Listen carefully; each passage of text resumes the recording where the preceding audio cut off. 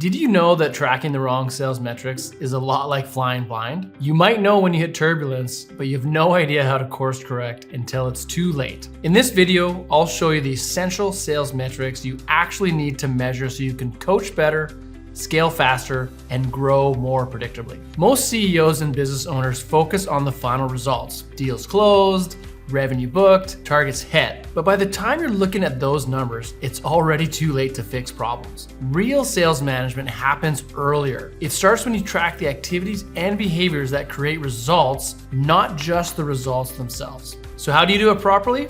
Let's first look at 3 common mistakes companies make when it comes to sales metrics.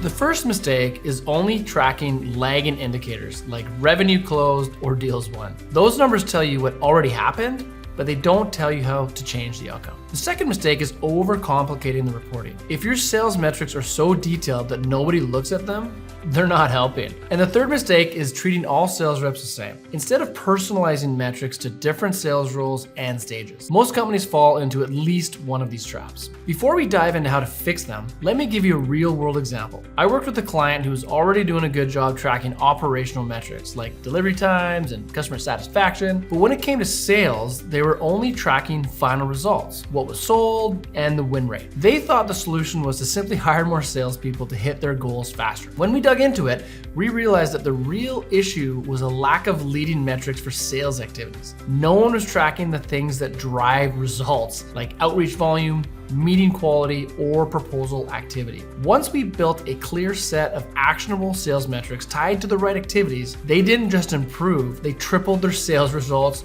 with the same number of people. That's the power of tracking what really matters. Now, let's walk through how to build the right sales metrics for your team.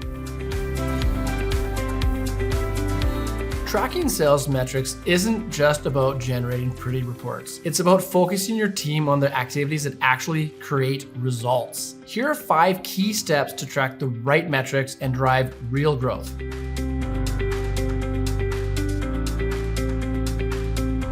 Most companies only track lagging indicators like total revenue or deals closed. But by the time you see those numbers, it's already too late to change them. The smartest sales organizations focus on leading indicators, which are the activities that predict future success. There are 3 categories you should track consistently. First, prospecting activities like calls made, emails sent, and meetings booked. Second, pipeline movements such as opportunities created and stages advanced. And third, conversion rates and key stages so you know where deals are getting stuck. When you track leading indicators, you gain early warning signs and can course correct before results suffer. It's not enough to just track activities. You also need to define what good looks like. Setting clear activity expectations for different sales roles ensures everyone knows what's expected of them. Here's what that might look like. An SDR might be responsible for a certain number of calls, emails, and meetings booked per week. An account executive might be measured on the number of completed new sales meetings and new proposals sent out.